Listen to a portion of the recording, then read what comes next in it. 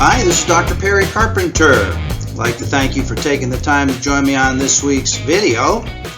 On this week's video, we're in session number 6 of our ongoing series entitled The Slippery Slope of Substantial Medical Evidence. And I hope you're enjoying this program if you've been following along with us. And let me remind you that what we're discussing here in this program is of profound importance to each and every evaluation that you do and to each and every report that you submit. And as you're going to find, substantial medical evidence is a way of thinking. It's a way of providing your opinions and conclusions in such a way that your opinions and conclusions have gone through a thought process and a filtration process such that when you finally put your opinion and conclusion down on paper, that opinion and conclusion has a 99.99% chance of being the true, accurate, and perfectly naturally correct opinion to fit the circumstances of your case every single time. So what we're discussing in this program is not only principles applicable to your QME practice, but also principles applicable to your life. These are life principles that we're talking about because substantial medical evidence is a way of thinking and is a way of making decisions, not just medical decisions. And in this program, we have spent great time defining the components that go into opinions and conclusions that are substantial. Those were defined for us in the Zemke, Garza, West, Granado, and Escobedo cases and other great and historic cases that have come through the courts over the years that have tweaked the criteria for our opinions and conclusions to qualify as substantial medical evidence to the point where we are today, where if we can simply follow these components, follow these descriptors in these great cases, our opinions and conclusions will be opinions and conclusions that can actually be used by the parties in resolving disputed issues, and the chips will fall where they may. The chips will fall where they may. Because a substantial opinion is always the true and correct and accurate opinion, regardless of which side of the applicant attorney or defense attorney spectrum that opinion may lie or may fall, okay? And I've shared with you how you can rely on the component definition parts of substantial medical evidence as your main method for medical decision making at each important crossroad in your reporting process. Each time you have to stick out your neck and provide an opinion or a conclusion on a gray area issue in your report, you rely on the medical decision making process of substantial medical evidence rather than doing what most all qualified medical evaluators do, and that is they rely on emotion. And relying on substantial medical evidence removes emotion from your medical decision-making process. And let me just give you an example. Some qualified medical evaluators tell me that they have a relationship with the applicant attorney. Or sometimes qualified medical evaluators will tell me that they really liked or they really disliked the examinee. Qualified medical evaluators will tell me that sometimes in their cases they have a disgruntlement with the claims administrator for whatever reason, such as the claims administrator delayed in providing the medical records, or on a prior case the claims administrator didn't pay the bill on time. And qualified medical evaluators have all these emotional overlays and these emotional aspects that they bring to them into the qualified medical evaluation. And we're all emotional creatures, and I get it. But when you remove emotion from your medical decision making and rely on a system that has as its purpose to drive your opinions closer to the truth, you can relax knowing that in every single case you've provided the correct opinion. And I don't know about you, but I like being correct. I like to be correct in every single interaction that I embark upon, I always feel that I'm correct. And when you follow the tenets of substantial medical evidence, you will indeed be correct every single time. And what a comforting and relaxing thought that is, especially if you find yourself in the confined and sweaty boiler room of the deposition, wherein your medical decision making is called out on the carpet. You can relax knowing that, at least based upon the information that you have available to you at the time, the decision that you have offered is a correct and accurate decision every single time. We're spending some great time in this program, in each session, as a matter of fact, to share with you several ideas as to how you can integrate substantial medical opinions into the body of your report. And today we're going to talk about exactly that, and that is how to integrate substantial opinions regarding your permanent impairment conclusion. And then finally, in every single session so far, our philosophy incorporates some illustrations wherein we delve into known cases in the workers' compensation system, known cases where qualified medical evaluators have both succeeded and have failed in providing opinions or conclusions that either qualified or did not qualify as substantial medical evidence, and we're extracting the learning principles from each of these cases so that we ourselves as qualified medical evaluators can understand how the courts use the opinions that we provide in our reports and how they dissect those opinions to look for the kernel and the nugget and the gem within the opinion and conclusion that qualifies that opinion as a substantial opinion upon which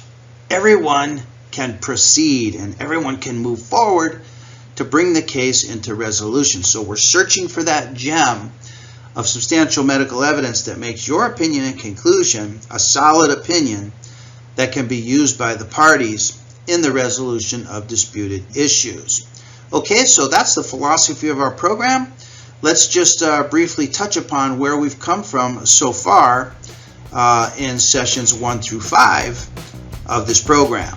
In session number 1 of this program, we defined what it actually means in order for your opinions and conclusions to qualify as substantial medical evidence. And in order to do that, we reviewed several historic cases that give us the component elements of a substantial opinion. And if you take away nothing more from this course than this, you will have succeeded greatly in improving your skill and competence as a qualified medical evaluator. So in the future, every single time that you offer an opinion and conclusion, you run your opinion and conclusion through these component elements that define and distinguish the opinion as substantial. You ask yourself, can I provide this opinion within reasonable medical probability? Meaning, does this opinion have a 51% or a greater likelihood of being the correct opinion? Filter number 1, reasonable medical probability.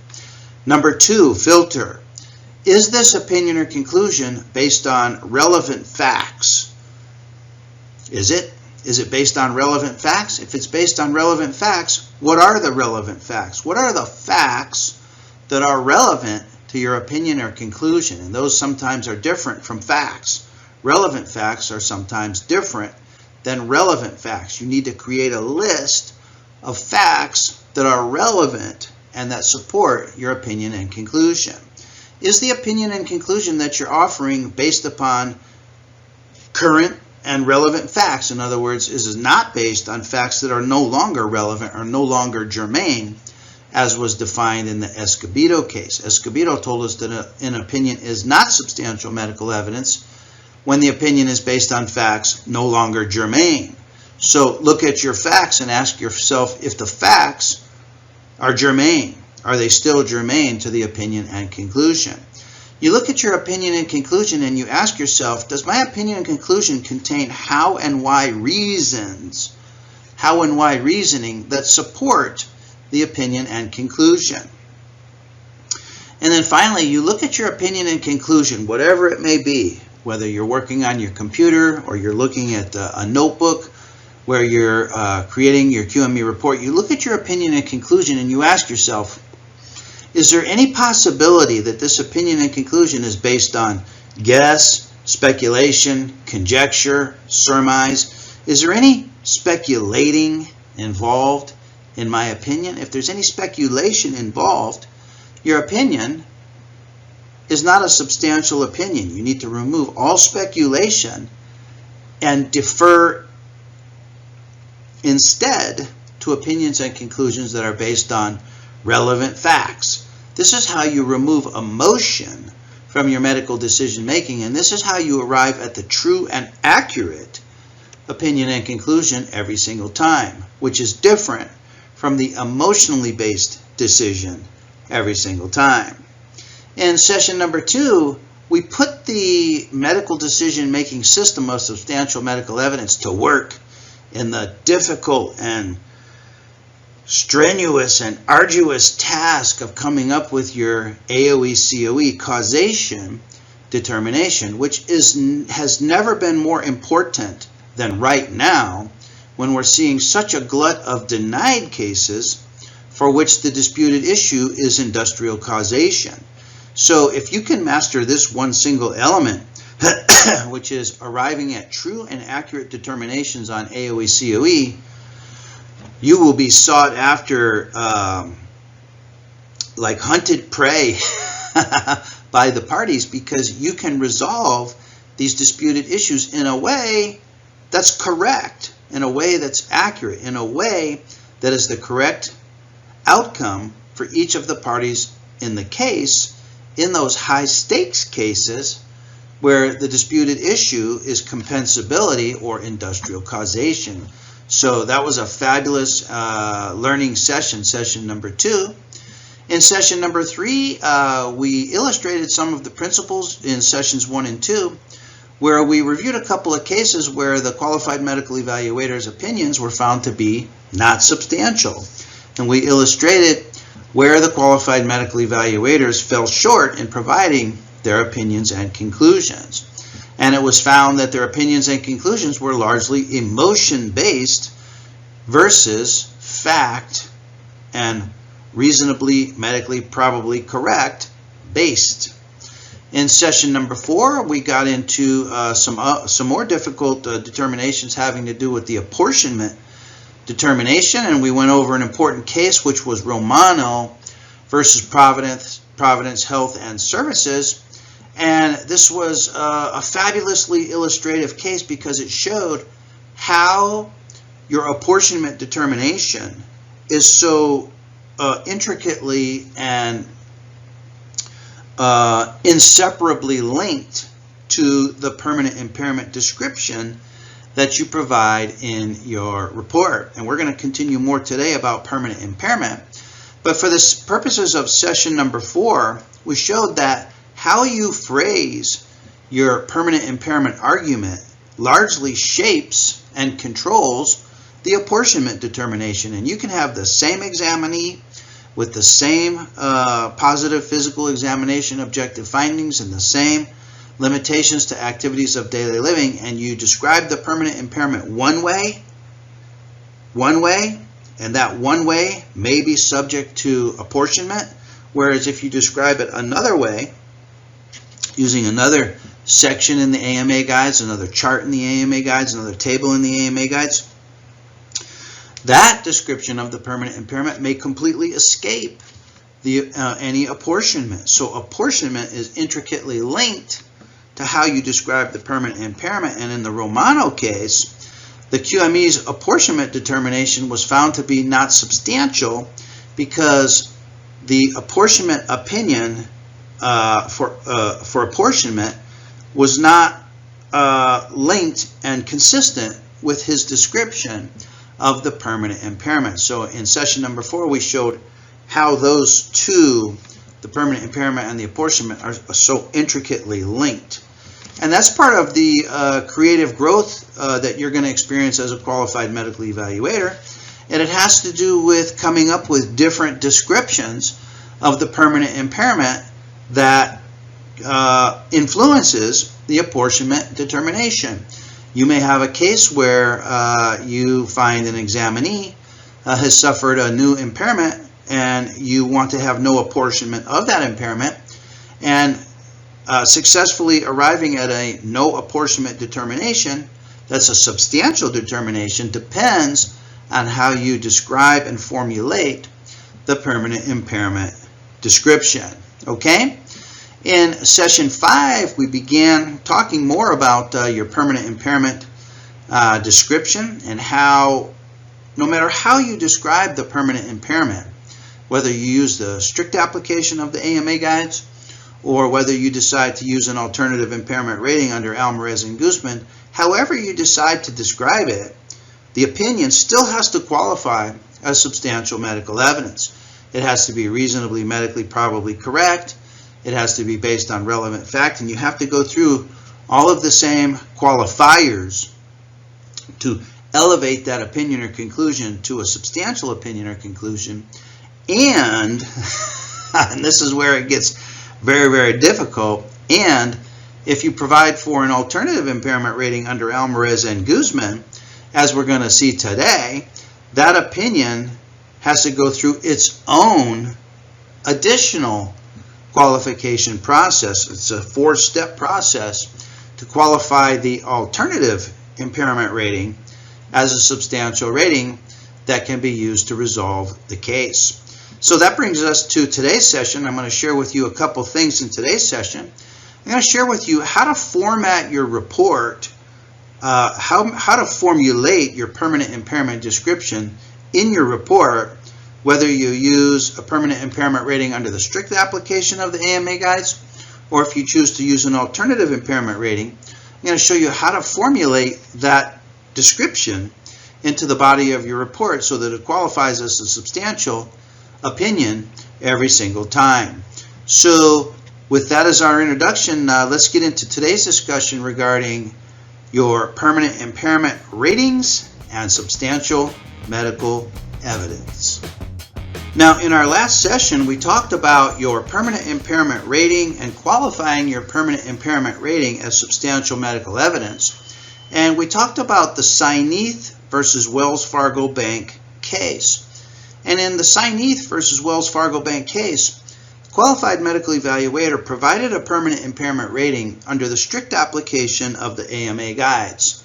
And just as you can expect the applicant attorneys involved with your cases to do, the applicant attorney involved in the Syneath case questioned the qualified medical evaluator for a supplemental report, or it could have been in deposition, questioned the qualified medical evaluator if it's possible that Syneath's impairment could have been more accurately described by another chart, another chapter, another table, another method within the 4 corners of the AMA guides than the qualified medical evaluator used. In other words, qualified medical evaluator provided for an impairment rating under the strict application of the AMA guides, and the applicant attorney suggested that perhaps somewhere within the 4 corners of the AMA guides there could be a more accurate description of Syneath's impairment.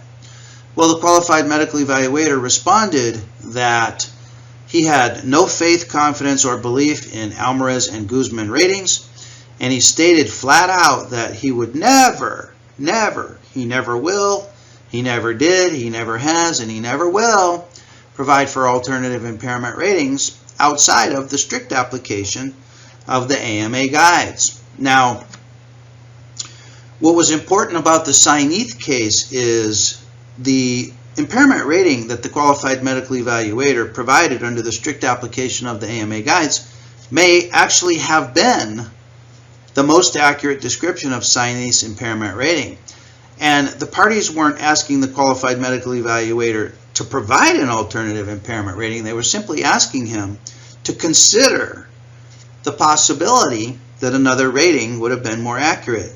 And he refused to do both. He refused to provide an alternative impairment rating, and he even refused to consider an alternative impairment rating. And so the workers' compensation judge dismissed the qualified medical evaluator because the workers' compensation judge concluded that that particular qualified medical evaluator was not capable of providing a complete evaluation, quote unquote, a complete evaluation.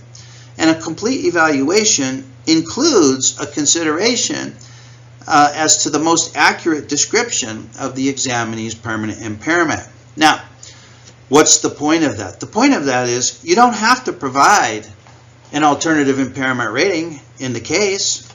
The qualified medical evaluator in the Sainith case, he didn't have to provide an alternative impairment rating, but you do and you are required to consider an alternative impairment rating. So if you consider an alternative impairment rating and you decide against an alternative impairment rating, simply include the following phrase in your report. Now, this phrase would go in the section of your report under permanent impairment. So you're in the section of your report entitled permanent impairment. And then below that, you would provide a subheading entitled permanent impairment under the strict application of the AMA guides. And you put the word strict in italics so that the parties can see that what you're providing here is the scheduled rating under the AMA guides using the appropriate chart, chapter, table, method within the AMA guides that applies to that particular condition. So then underneath that, you then provide your formulation of your permanent impairment rating, and you qualify that permanent impairment rating as substantial medical evidence using some of the ideas that we've discussed so far. Then, under that, you show the parties that you've at least considered the possibility that another impairment rating somewhere within the four corners of the AMA guides may or may not apply. And if it does not apply, you simply add the following phrase in a subheading section entitled alternative impairment rating under Almaraz and Guzman. And you put Almaraz, Guzman in italics. So it's permanent impairment is the major topic heading in your report. Subheading, all capitals, permanent impairment under the strict application of the AMA guides. Then provide your argument. Underneath that, alternative impairment rating under Almaraz and Guzman. And if you have an alternative impairment rating that you feel is more accurate, you would put that in this section. If you defer to the strict application of the AMA guides and you don't find a more accurate description under an alternative impairment rating, you simply include this phrase. In my opinion, and within reasonable medical probability, the above permanent impairment rating under the strict application of the AMA guides is the most accurate. Key phrase, most accurate. As qualified medical evaluators, we're charged with providing the most accurate description of the examinee's permanent impairment. We owe it to all the parties, especially the examinee, to provide the description of the permanent impairment that's the most accurate that we can possibly come up with. So you advise the parties, this is the most accurate description of Mrs. Smith's impairment. I do not find a need to consult with other charts, tables, chapters within the AMA guides to more accurately describe the impairment. And if the qualified medical evaluator in the Sainith case had simply used this phrase, he could have retained the case, in other words, not been dismissed from the case, and the permanent impairment rating that he intended to be used to resolve the case could have been used to resolve the case, and he would have been correct and satisfied that he had provided the correct determination. But by failing to even consider, or by failing to demonstrate to the parties that he considered an alternative impairment rating, he was dismissed from the case. Okay? So that's how you respond in your report if you decide that an alternative impairment rating is not a more accurate description of the impairment. Let's talk about now how to formulate your report and how to craft your alternative impairment opinion under Almaraz and Guzman so that it does qualify as substantial medical evidence. Okay, so let's talk about alternative impairment ratings. Let's say you want to provide an alternative impairment rating, and there's nothing wrong with that. In fact, there's everything right with that. However, you need to be aware that when you provide for an alternative impairment rating, you do that for one reason, and that reason is to provide a higher numeric percentage of permanent impairment for the examinee. Or I should say that providing for an alternative impairment rating has the net effect of providing a higher numeric permanent impairment rating for the examinee. No one ever uses an alternative impairment rating to lower the final permanent impairment rating. So when you provide for an alternative impairment rating under Almaraz and Guzman, it has the net effect of doubling, tripling, quadrupling, sometimes as many as decoupling 10 times, increases the permanent impairment rating 10 times compared to what the impairment rating would be under the strict application of the AMA guides. And that's cool. That's okay. You'll make great friends with the examinee and you'll make great friends with the applicant attorney by doing that. But, and here's the big but, it will never succeed unless it's accurate. It will never succeed unless it's true. It will never succeed unless you can qualify it as substantial medical evidence, which means that it has basis and support. So let's talk about how to provide basis and support in those cases where the strict rating is not the most accurate rating and the examinee's permanent impairment could be better described by an alternative impairment rating within the four corners of the AMA guides.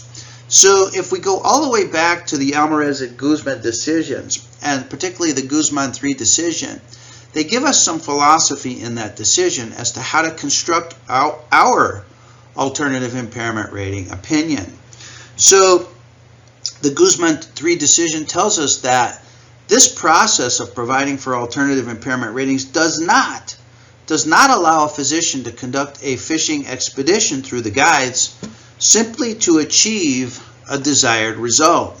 And what would be the desired result? The desired result is to provide a higher permanent impairment rating than would be provided for under the strict application of the AMA guides. So we're not allowed to do that. We're not allowed to do that. And that process is discouraged by the substantial medical evidence criteria that I'm going to share with you in just a minute. It says the physician's opinion must constitute substantial medical evidence of whole person impairment, and therefore it must set forth the facts and reasoning that justify it. Now, here is where you're going to face your first hurdle in providing for an alternative impairment rating, is that you must set forth the facts as to why your alternative impairment rating is more accurate or is the most accurate description of the examinee's impairment, and why the whole person impairment rating provided for under the strict application of the AMA guides is less accurate or is not accurate. So it must be first be based on facts. So don't go providing for alternative impairment ratings unless you have the facts and the reasoning to support it. The facts and the reasoning to support a doubling of the permanent impairment rating, a tripling, quadrupling, must be supported by facts and reasoning. Guzman told us that simply presenting a view contrary to an established rating in the AMA guides would not be sufficient to rebut the permanent disability rating schedule rating, would not be sufficient to rebut the scheduled rating under the AMA guides. And certainly, an impairment rating that is inadequately supported by evidence and reasoning, and unquestionably, they say, unquestionably, a rebuttal position arrived at by hunting through the guides for a more favorable rating, a higher permanent impairment rating numerically, they mean, will result in an opinion the workers' compensation judge will necessarily reject as insufficient evidence. So while you may make friends in providing for an alternative impairment rating that doubles the examinee's permanent impairment rating, unless you can set forth the facts and the reasoning that justify it, that opinion will not hold water and will not be upheld by the parties.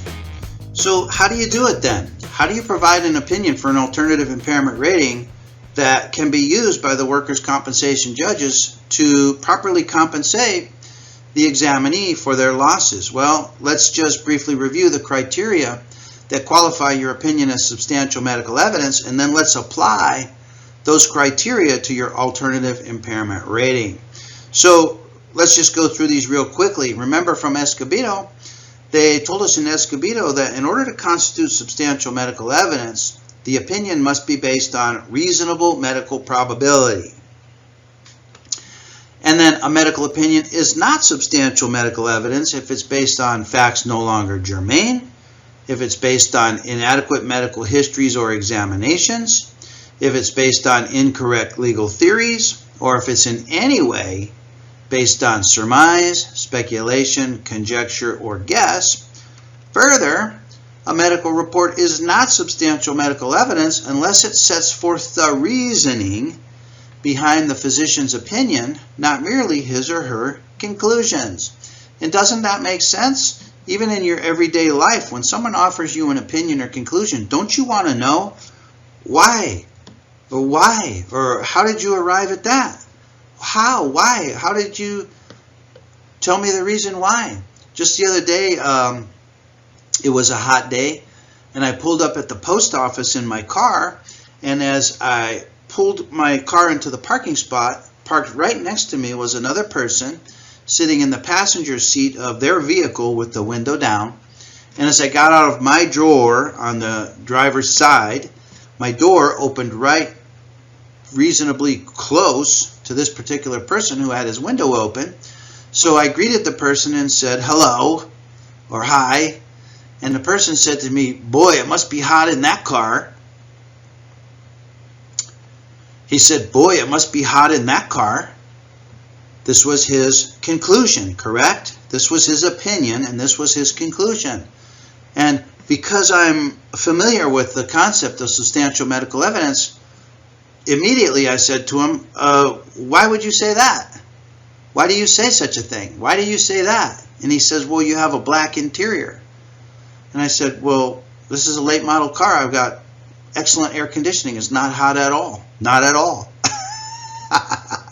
And so this is just an example of how the parties and how every person in every walk of life, once they're confronted with an opinion and conclusion, they want to know why, how did you get to that idea?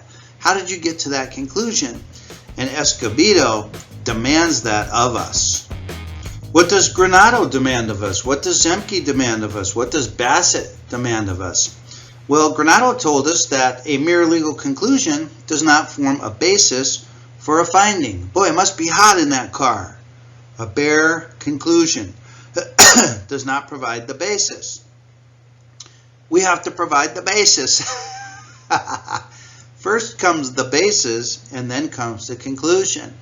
Zemke told us that an opinion that does not disclose its underlying basis and gives a bare legal conclusion does not qualify and does not constitute as substantial medical evidence. Let me give you an example.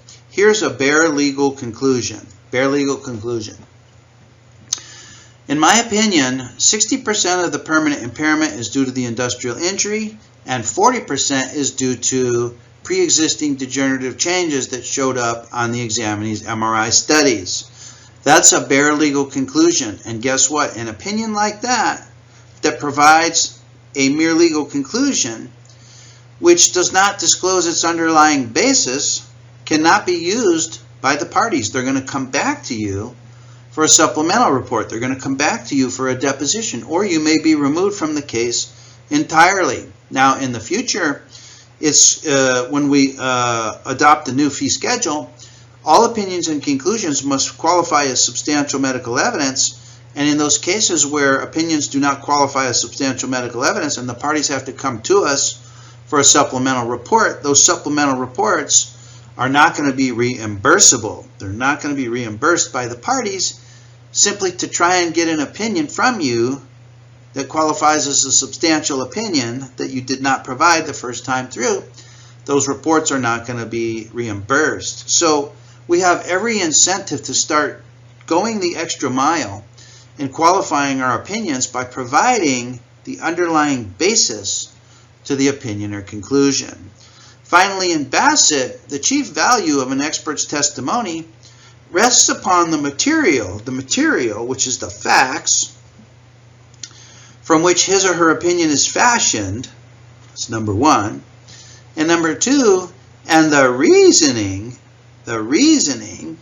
by which he or she progresses from the material to the conclusion. How you use the material and how you demonstrate to the parties how the material supports the progression to the conclusion is critical. It does not lie in the mere expression of the conclusion. 60% due to the industrial injury and 40% due to other factors. Thus, the opinion of the expert is no better than the reasons upon which it is based. And this is how you remove emotion from your medical decision making. When you make your medical decisions, you create a list of reasons to support each of the possible decisions that you could come up with. For example, on the AOE-COE determination, there's two sides to that coin. A thumbs up, yes, for industrial causation, or a thumbs down, no, to industrial causation. Opine on both of those. When you provide your report, opine on both. Create opinions for both positions and list the facts in support of a conclusion for industrial injury. List all the facts in opposition against a conclusion for industrial injury, and simply look at the list. The list that has the more voluminous and compelling and germane facts is the list upon which you need to opine. This is how you remove emotion from your medical decision making, because opinions that are based on emotion are going to fall short on the facts. There will not be facts to support emotionally based decision. And many times you may have to opine against your emotions because that particular opinion is the opinion that has the more voluminous and the more compelling facts. Okay, so how do we apply this now to alternative impairment ratings under Almaraz and Guzman? Let's look at a case that specifically addresses this issue. Okay, so let's talk about the Kramer versus County of Sonoma case, which was a 2015 and into 2016 case.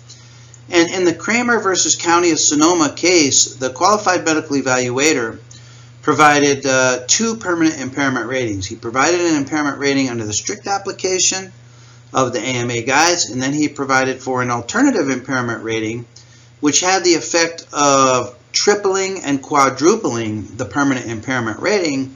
And of course, this pleased the examinee and pleased the applicant attorney, but raised the eyebrows of the defense attorney.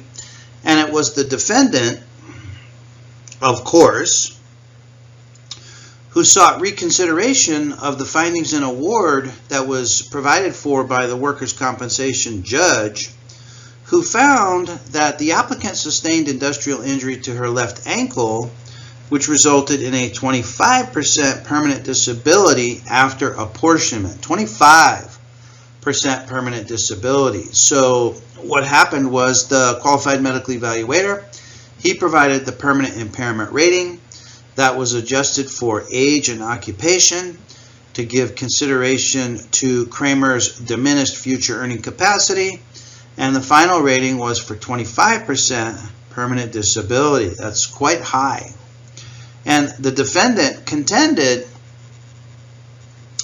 that the workers' compensation judge erred in awarding 25% permanent disability because the alternative impairment rating under Almaraz and Guzman of the agreed medical evaluator did not constitute substantial medical evidence. And this is what's going to happen to you when you provide for alternative impairment ratings.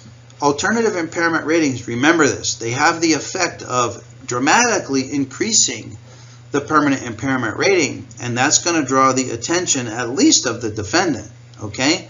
And the defendant is going to fight that alternative impairment rating in deference to the more conservative and lower impairment rating provided for under the strict application of the AMA guides. So let's review the opinion of the agreed medical evaluator in this case. He stated that it is my opinion, using the AMA guides, that she would be best rated, and that also refers to most accurately rated, using a gait impairment, noting that she uses a walker, which is equivalent to using 2 canes or 2 crutches. Therefore, she would be offered 40% whole person impairment, referencing table 17-5. He says in the alternative, and actually these should be provided in reverse. The rating using gait impairment is actually the alternative impairment rating, whereas what he offers here in the alternative is actually the strict rating. He says, in the alternative, she could be rated referencing table 1726 with ankle impairment due to ankylosis in a valgus position. She has ankylosis in a valgus position. This is exactly described in table 1726, and so this is what qualifies as the strict impairment rating. With a 10% whole person impairment, since the valgus positioning is approximately 150 degrees. So notice the difference in the impairment ratings is a quadrupling, a 4 times increase in the cost of this final compensation payout to the examinee. You know this is going to get the attention of the payer of the cost, or the defender of the cost, which in this case was the defense attorney. Now here is the examiner's reasons for using the alternative impairment rating due to gait impairment. He tells us this examiner, in other words, I think he means I would favor using the gait derangement, noting that the patient has an attempted pantalar arthrodesis, which is a fusion of the tibio-talar joint as well as the subtalar joint, so across the talus, pantalar. This would result in a significant gait abnormality that is not accounted for entirely by a simple ankylosis measurement. And see this, the use of this term entirely. Now, let me ask you, if a person has a pantalar arthrodesis with fusion of the tibio-talar joint, fusion of the subtalar joint, would you expect that type of an ankylosis in 150 degrees of valgus positioning? Would you expect that condition to cause a gait abnormality? That would cause a gait abnormality, wouldn't it? The gait abnormality is built into the whole person impairment rating. But he makes an argument that this would result in a significant gait abnormality that is not accounted for entirely by a simple ankylosis measurement. And here he uses 2 couching terms, 2 indefinite terms, entirely and by a simple ankylosis measurement. Well, there's nothing simple about an ankylosis measurement, and he doesn't explain to us how her particular gait impairment is not accounted for by the gait impairment that's already subsumed within the 10% whole person impairment rating for her particular ankle condition. So of course the defense attorney requested a supplemental report from the medical evaluator and asked him to explain with how and why reasoning the accuracy of the gait impairment rating compared to the ankylosis rating. So the qualified medical evaluator addresses his supplemental report to both the applicant and defense attorney, and he says, I have received the defense attorney's request for a supplemental report. Defense attorney noted that I referred to gait derangement as a method of rating her disability. I offered a 40% disability rating referencing table 17.5. He noted that this level of disability exceeds that provided for by amputation of the lower leg. The gait derangement that the agreed medical evaluator offered exceeded the impairment rating due to amputation of the entire lower leg. Okay.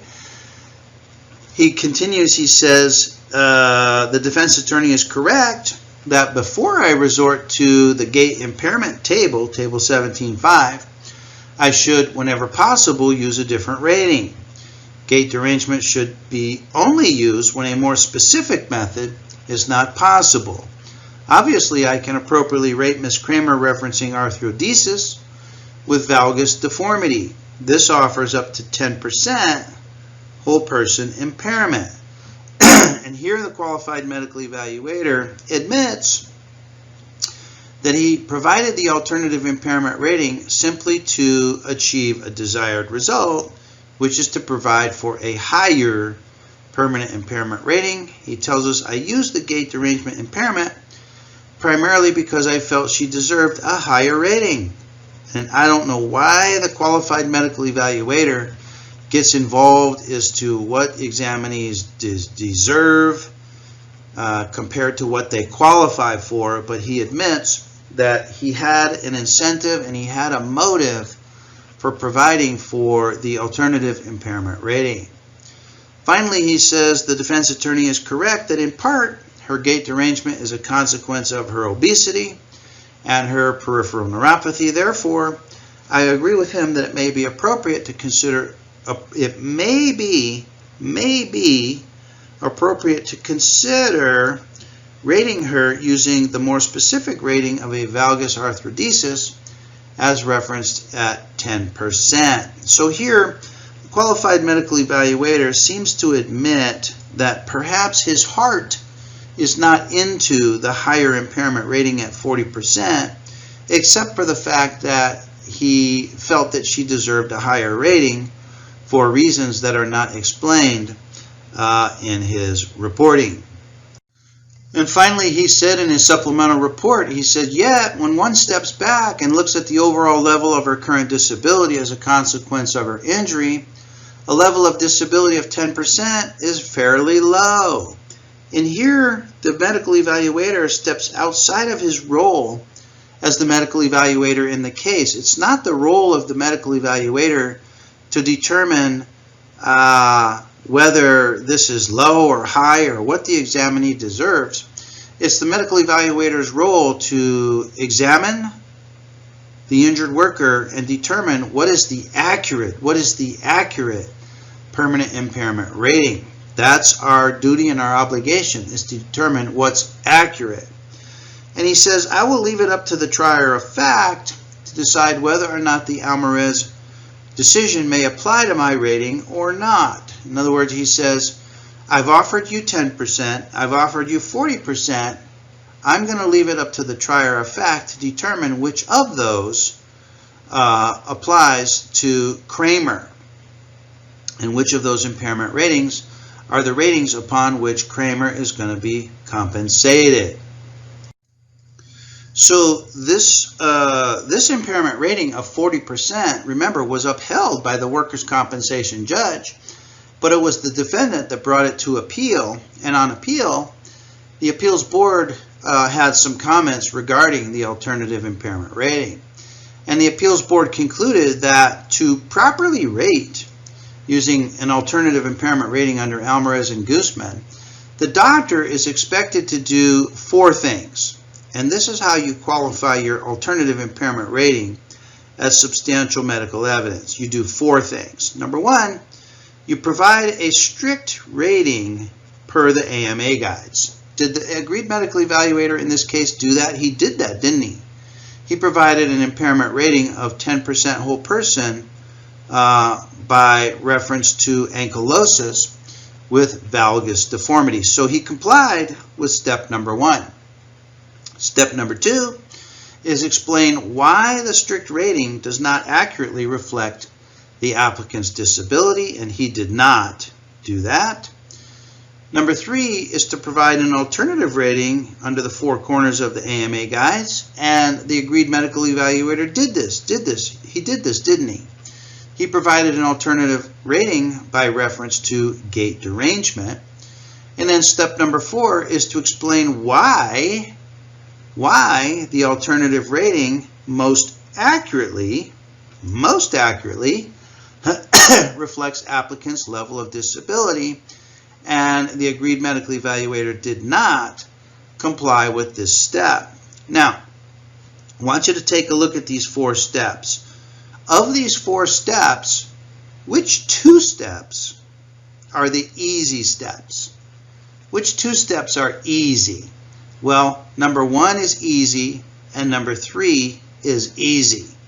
Steps 2 and 4, where you have to explain why, this is where it gets hard, and this is where it has to be good. This is where you have to convince the parties that the alternative impairment rating is indeed the most accurate description of the examinee's permanent impairment rating. You must explain, number 1, why. Why is the strict rating, the scheduled rating under the AMA guides, why? Why is it not accurate? Why does it not accurately reflect the applicant's disability? And this had better be good. And then finally, you have to explain why. Why? Why is the alternative impairment rating compared to the strict rating, why is it the most accurate reflection of the applicant's level of disability? And this is where the parties are going to look in determining the substantiability of your opinion. Okay? Well, the appeals board told us that the medical evaluator's opinion as to the applicant's level of disability does not constitute substantial medical evidence. Although he did provide a strict rating for the applicant's injury, he did not explain whether the applicant's strict rating adequately reflects her level of disability.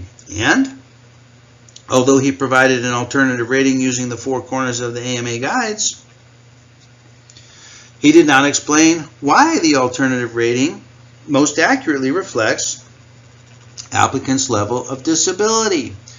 Instead, Dr. Miles leaves that determination to the trier of fact. However, it is, quote, the physician's role to assess whole person impairment by a report that sets forth facts and reasoning to support its conclusion. And that's where the medical evaluator, in this case, failed to be able to provide facts and reasoning to support the 4 times quadrupling of the impairment rating from 10% whole person to a whopping 40% whole person impairment. And the appeals board agreed that, at least as far as the description that the agreed medical evaluator provided, 40% was not adequately supported by the medical evaluator. So doctors, you can provide alternative impairment ratings all day long for your examinees, and we all want to do it because we all want to provide for examinees the highest possible permanent impairment rating.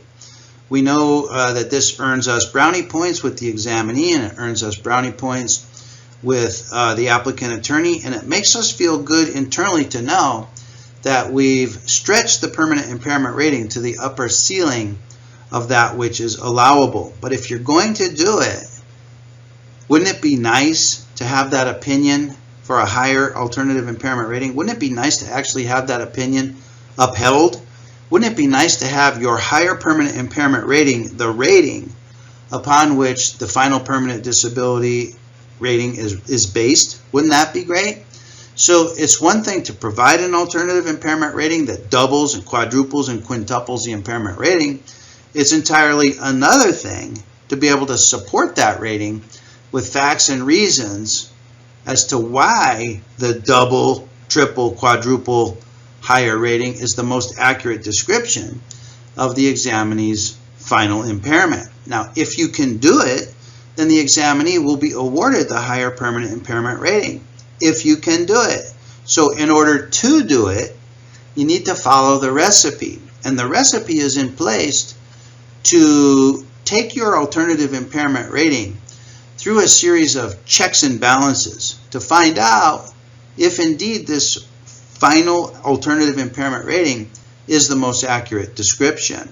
So the four-step formula is very simple, and it was described for us in the Kramer versus County of Sonoma case. Number one, you provide a strict rating per the AMA guides. This shows the parties that you know how to rate using the scheduled ratings out of the appropriate chart, table, chapter, using the appropriate method in the AMA guides. Here you show the parties that you know how to use the guides, that you know how to provide permanent impairment ratings, and that you know what you're doing. So that's step number one. Number two is you explain why the strict rating that you just described does not accurately reflect the applicant's disability. Now, you have to ask yourself, why would the ratings in the AMA guides that are offered in the Bible, the AMA guides, why would those ratings not accurately reflect the examinee's disability? Why? Why would they not be accurate? You must have several good reasons as to why they're not accurate, since they're described in the AMA guides, which is the Bible that we use, which is the law under Labor Code 4660. We talked about that in our last session. So your reasons better be good. What kind of reasons? What kind of reasons should they be? They should be reasons why. Reasons why the strict rating is not accurate. Reasons why.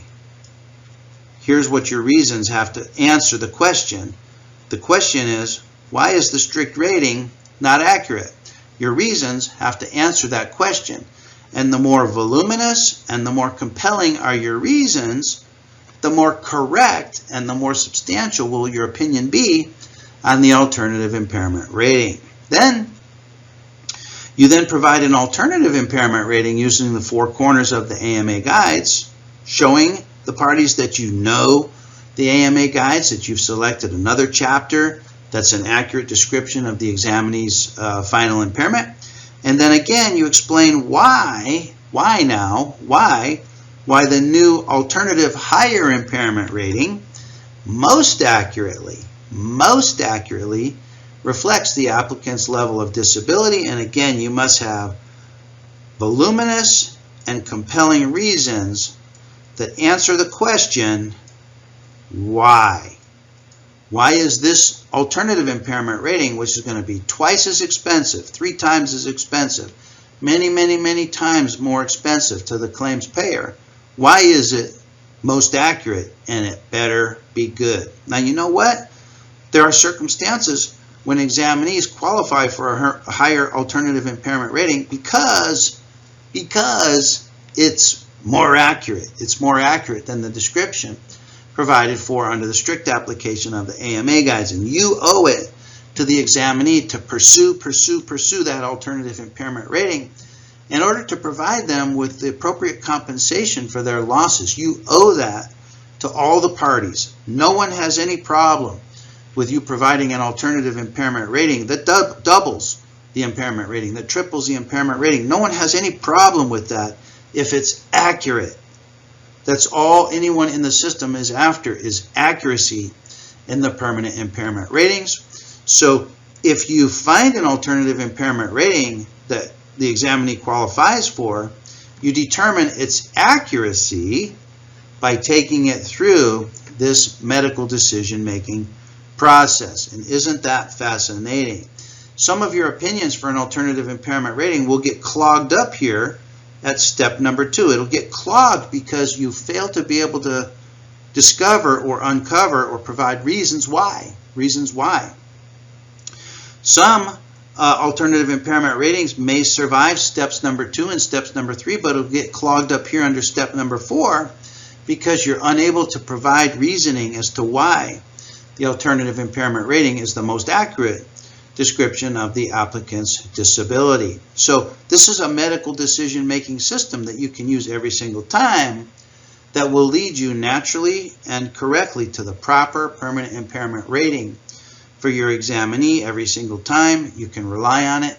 And once you provide your permanent impairment rating, whatever that may be, whether it's under the strict application of the AMA guides or whether it's an alternative impairment rating under Almaraz and Guzman, you can relax. You can relax knowing that you provided the most accurate permanent impairment rating based upon the information that you have. So doctors, I hope this helps you. This is a system that you can rely on in your medical decision making, not only in your permanent impairment argument, but also in every single section of your report wherein you have to stick your neck out into a gray area and come up with an opinion and conclusion. This is how you determine the accuracy of your opinion and conclusion. So I want to thank you for taking the time to join me on today's discussion. I look forward to being with you on our very next session as well. And in our next session, we're going to conclude this program with some brief examples on permanent impairment and apportionment. So I look forward to being with you on our very next session. For now, this is Dr. Perry Carpenter. I'm wishing you best of success in your career as a qualified medical evaluator.